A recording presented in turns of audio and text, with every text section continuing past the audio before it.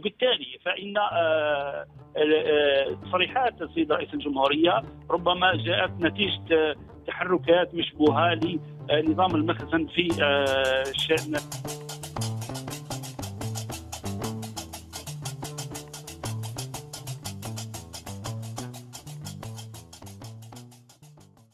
بالضبط. شنو هو الأخوة في الجزائر رؤيتهم للاستقرار في تونس؟ الرئيس عبد المجيد تبون سبق وصرح أن تونس تتعرض للمؤامرة، وأنه يدعم الدولة التونسية ممثلة في شخص رئيسها المنتخب الرئيس قيس سعيد. الاستجلاء الآراء من وجهة نظر جزائرية، قبل ما نعطيكم أنتم للتعليق وللتحليل، معايا مباشرة عبر الهاتف من العاصمة الجزائرية الكاتب والباحث في العلوم السياسية الأستاذ عمار صيغة. أستاذ عمار، مساء الأنوار. مساء الأنوار، تحية طيبة لكم ورمضان مبارك لكل الشعب التونسي ولكل ضيوفك الكرام. نعم أستاذ عمار، أكيد تتابع هذه الحركية، هذا ماراثون التصريحات بخصوص الوضع في تونس، وحضور التصريحات الجزائرية كان لافت، سواء من خلال كلام الرئيس عبد المجيد تبون أو من خلال هذا التبادل في مستوى الآراء، في مستوى التنسيق، خاصة بين إيطاليا والجزائر بخصوص تونس. ما معطياتكم؟ ما المعلومات؟ ما الذي يحصل؟ هل لديك تفصيل أكثر أن المرادية تبنى مقاربة المؤامرة الموجودة على تونس؟ كيف ينظر في الجزائر للوضع التونسي بالضبط؟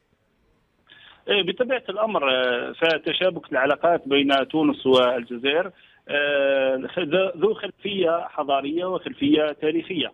الجزائر طالما نظرت إلى جيرانها بعين الاهتمام والتشاركية في كل القضايا ذات الشأن المتبادل، منها السياسية نعم. الاقتصادية وحتى الأمنية. نعم. وبخصوص ربما السيال الذي تمت إثارته مؤخرا فيما يتعلق بزيادة الاهتمام أو بالشأن السياسي أو الاقتصادي في تونس. نعم. وبالنسبة للجزائر كجارة وكشقيقة بالنسبة لتونس تولي اهتماما بالغا، وقد تجلى ذلك من خلال الخطاب الرسمي للسيد رئيس الجمهورية الذي طالما تحدث باهتمام بالغ وربما بنوع من العاطفية تجاه تونس وما يحدث في تونس. نعم. وفي هذا دافع ورافع عن كل ما يمكن أن يتعلق بالتدخل في الشؤون الداخلية لتونس. نعم. وشدد على احترام حدود السيادة التونسية وعدم التدخل في الشؤون الداخلية لتونس. ضف إلى ذلك هو رغبة الجزائر في مرافقة شقيقة تونس في تجاوز محنتها خاصة الاقتصادية، وقد تجلى ذلك من خلال تنسيق إيطالي جزائري. وفي هذا السياق نعتقد أن التنسيق هو ذو خلفية اقتصادية بحتة تنموية، فإيطاليا من مصلحتها أن تحد من ظاهرة الهجرة غير الشرعية ومن توافد قوارب الهجرة غير الشرعية، وذلك بتبني مقاربة تنموية من شأنها أن ترفع ربما الضغط الاقتصادي على كاهل شعوب نعم. المنطقة شمال إفريقيا. نعم. والمغرب العربي بالخصوص. نعم. سيد عمار مرحبا، معك نجيب الدزيري. نعم. مرحبا أخي، مرحبا. سيد عمار، الرئيس عبد المجيد تبون في حوار نعم. الجزيرة قال لي تونس تعرض للمؤامرة. نعم. وفي المطلعين على الشأن التونسي يقول لك اللي قبل الإيقافات اللي صارت في تونس صار هاتف بين الرئيس عبد المجيد تبون والرئيس التونسي دام تقريبا 45 دقيقة. وبما كنتم مهتمين بالشأن نحب نعرفوا المؤامرة من شكون الجهة، يعني الجهة الدولية. ما هو الشعور في الجزائر؟ يعني قصة الرئيس لم يكتفي بقصة تدخل في الشؤون الداخلية في تونس، تحدث عن مؤامرة. الشعور في الجزائر يميل لأي كفة، لأنه الرئيس لمح أيضا قصة وكأنه أراد أن يقحم المغرب في العملية، لأنه قال بدأت هذه المؤامرة تتوضح منذ استقبال الرئيس التونسي لزعيم الجبهة الصحراوية، لزعيم الجمهورية الصحراوية. يعني الشعور في الجزائر يميل لأي تحليل أو مقارنة بخصوص المؤامرة. من يتآمر لأنه عمار في تونس فما شكون يقول لك مؤامرة فرنسية وفما شكون يقول لك مؤامرة من المغرب. مع أنت الرئيس عبد المجيد تبون في تقديراتكم يقصد فرنسا أو المغرب؟ شكون يتآمر على تونس اللي باش يطيح البلاد هذية ولمصالح دولة أخرى؟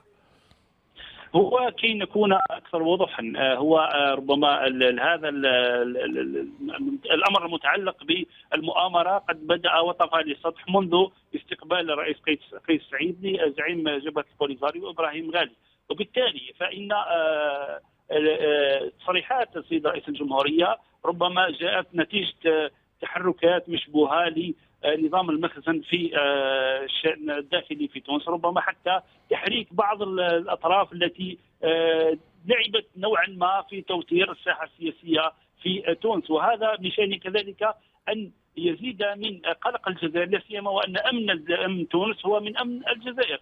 وفي ذات السياق لوبيات فرنسية كذلك تعبت في الشأن الداخلي في تونس، والجزائر تدرك تمام الإدراك. لماذا؟ لأن سبق وأن اكتوينا بنار الاستخبارات المخابرات الفرنسية واللوبيات الفرنسية التي طالما عبثت بالجانب الأمني خاصة في الجزائر، وحتى الجانب الاقتصادي والسياسي فيها. وفي ذات السياق الرئيس كذلك تبون يقصد بشكل او باخر حتى المؤامره الاقتصاديه للوبيات المال العالميه، على راسها صندوق النقد الدولي الذي يناور في كل مره من اجل منح تونس قرضا لتجاوز محنتها الاقتصاديه، وبخلفيه نوعا ما ذات طابع او طعم مؤامره ربما لتحريك او للعبث بالشأن السياسي في تونس، واملاء بعض الاجندات التي لا تخدم الشعب التونسي لا من قريب ولا من بعيد. استاذ عمار، يعني هناك وجهة نظر في تونس تقول انه الرئيس تبون يعني والاخوة في الجزائر يعني يحملون تونس ما لا تحتمل باقحامها في الصراع الجزائري المغربي من خلال هذه الاتهامات.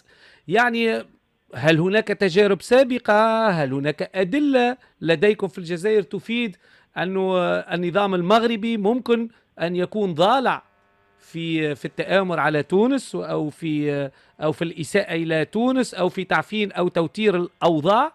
يعني هل هناك معطيات يعني ملموسة في هذا المجال حتى لا يفهم من الحديث الجزائري أنه توظيف لتونس في صراع اللي هو الصراع التاريخي المعروف بين الجزائر والرباط بخصوص ملف الصحراء الغربية؟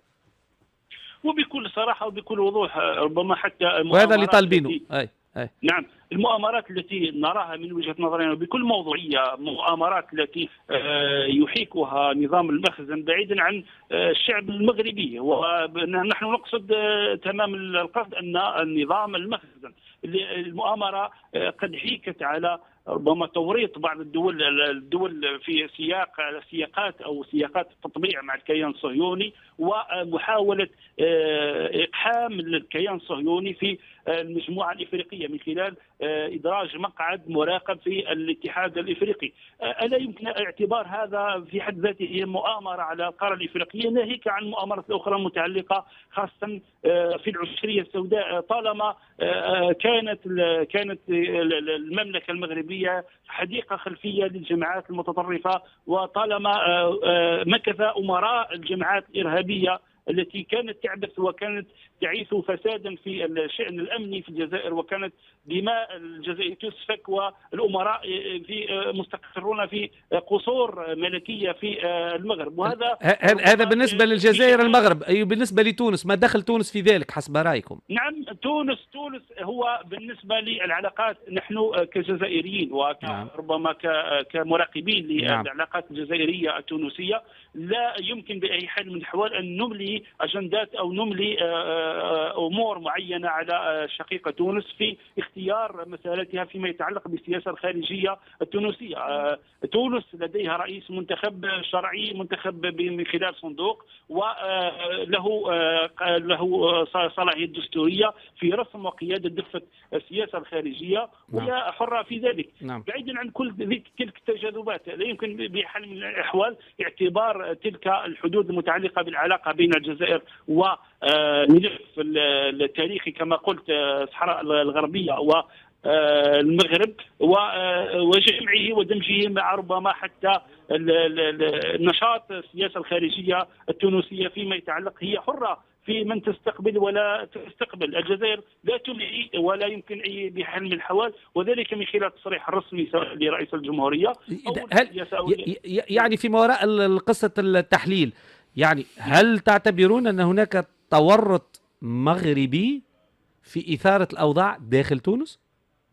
ليس مستبعد. لماذا؟ لأن ربما حتى المتابع للسجال أو السجال السياسي الدائر في تونس، خاصة التجاذبات بين مختلف القوى الفاعلة في المشهد السياسي التونسي، بدأت حركيتها منذ استقبال زعيم جبهة البوليزاريو إبراهيم غالي في قمة اليابان وإفريقيا التي تم عقدها في تونس.